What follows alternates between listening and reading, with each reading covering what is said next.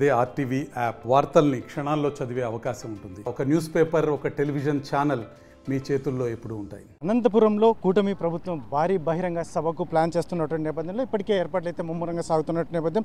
ఒకవైపు బీజేపీ, జనసేన, తెలుగుదేశం నాయకులు కూడా పర్యవేక్షిస్తున్నటువంటి నేపథ్యం. మనతో మడకశిర ఎమ్మెల్యే ఎంఎస్ రాజు ఉన్నారు. ఏం చెప్తారు ముఖ్యంగా సార్, ఏం చెప్తారు ఈ ప్రధాన ఉద్దేశం ఏంటి, ఈ కార్యక్రమం యొక్క ప్రధాన ఉద్దేశం?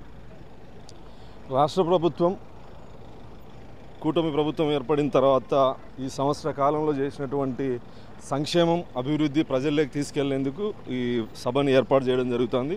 అదేవిధంగా వైఎస్ఆర్ కాంగ్రెస్ పార్టీ చేసేటువంటి అసత్యపు ప్రచారాలని తిప్పికొట్టే దిశగా ఈ కార్యక్రమం దాదాపు 5-6 లక్షల మందితో జరగబోతా ఉంది.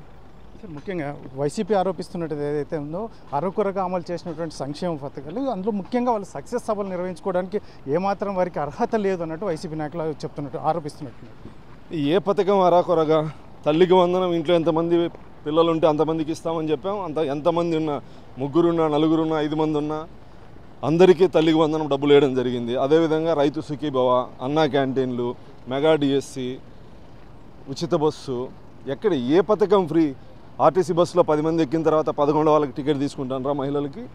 ఇంట్లో 2-3 పిల్లలు ఉంటే ఒకరికి ఏమన్నా అమ్మఒడి మాదిరి వేసామా తల్లికి వందనం? రైతు సుఖీభవ, అర్హులైన రైతులందరికీ డబ్బులు ఇవ్వడం జరిగింది. మెగా డిఎస్సి మొదటి సంతకమే గౌరవ ముఖ్యమంత్రి చంద్రబాబు గారు చెప్పడం జరిగింది. ప్రభుత్వం వచ్చిన తర్వాత ప్రతి ఏటా మెగా డిఎస్సి నిర్వహిస్తామని చెప్పాం. మొదటి సంవత్సరం 16,600 ఉద్యోగాలు, టీచర్ ఉద్యోగాలు ఫిలప్ చేయబోతా ఉన్నాం. ఎక్కడ వాళ్ళు చేసేటువంటి అసత్యపు ప్రచారాలని తిప్పికొట్టేందుకు ప్రజల్లో కూటమి ప్రభుత్వం ఆధ్వర్యంలో, కూటమి పార్టీల ఆధ్వర్యంలో ఈ సభని నిర్వహించబోతా ఉన్నాం. ముఖ్యంగా సార్, ఇప్పుడు ఏదైతే సభకు మహిళలు స్వచ్ఛందంగా తరలివచ్చే అవకాశం ఉందో? ఖచ్చితంగా మహిళలు ఈరోజు గ్రామీణ ప్రాంతాల్లో తల్లికి వందనం కానీ, అదేవిధంగా ఉచిత మహిళా బస్సు ఫ్రీ సర్వీస్ కానీ, ఉచిత గ్యాస్ కానీ, అదేవిధంగా అనేక సంక్షేమ పథకాలు, ఇలా సంక్షేమ పథకాలు ఒకవైపు గ్రామీణ ప్రాంతాల్లో అభివృద్ధి మౌలిక వసతులను కూడా ఈ 1 ఇయర్ కాలంలో గత వైసీపీ ప్రభుత్వంలో పంచాయతీల్ని పూర్తిగా నిర్వీర్యం చేయడం జరిగింది నిధులు లేక. కూటమి ప్రభుత్వం ఏర్పడిన తర్వాత 14th ఫైనాన్స్ కానీ 15th ఫైనాన్స్ కానీ నిధులు వేయడం జరిగింది. గ్రామీణ ప్రాంతాల్లో మౌలిక వసతులు పంచాయతీ జనాభా నిష్పత్తి ప్రకారం బడ్జెట్ కేటాయించడం జరిగింది. గ్రామీణ ప్రాంతాల్లో కూడా ప్రతి పంచాయతీలో 10 నుంచి 15 లక్షలు, 20 లక్షలు సీసీ రోడ్లు వేయడం జరిగింది. మౌలిక వసతులు కల్పించబోతా ఉన్నాం. సో అభివృద్ధిని కల్లారా చూస్తాండ్రు మహిళలు, సంక్షేమాన్ని చూస్తాండ్రు. కాబట్టి స్వచ్ఛందంగా తరలివచ్చే అవకాశం ఉంది. సార్, 9వ తేదీ వైసీపీ రాష్ట్ర వ్యాప్త ఆందోళనకి, రైతులను ఆదుకోవాలంటూ రాష్ట్ర వ్యాప్త ఆందోళనకు పిలుపునిచ్చినటువంటి దీన్ని ఎలా చూస్తారు ఒక ఎమ్మెల్యేగా? ఇది రైతు సంక్షేమ ప్రభుత్వం. గత వైసీపీ ప్రభుత్వం రైతుల్ని దగా చేసినటువంటి ప్రభుత్వం. మద్దతు ధర అన్ని వర్గాల రైతులు కేటాయిస్తామని చెప్పినటువంటి జగన్మోహన్ రెడ్డి, ఏ వర్గ రైతులకు కూడా మద్దతు ధర కేటాయించినటువంటి జగన్మోహన్ రెడ్డి ప్రభుత్వం. అదేవిధంగా రైతులు మద్దతు ధర కల్పించేందుకు బడ్జెట్ 4,000 కోట్ల రూపాయలు ధరల స్థిరీకరణ నిధి కేటాయిస్తానని చెప్పినటువంటి ముఖ్యమంత్రి ఆ డబ్బులు కేటాయించకపోగా ఎక్కడా కూడా ఏ రైతుల్ని ఆదుకున్నటువంటి పరిస్థితి లేదు. గౌరవ ముఖ్యమంత్రి చంద్రబాబు నాయుడు గారు ముఖ్యమంత్రి అయిన తర్వాత ఆక్వా రైతుల నుంచి, టమోటా రైతుల నుంచి, మ్యాంగో రైతుల వరకు అన్ని వర్గాల రైతులు ఆదుకునే క్రమంలో భాగంగా అనేక సంక్షేమ పథకాలని, రాయితీల్ని వాళ్ళకి ఇవ్వడం జరిగింది.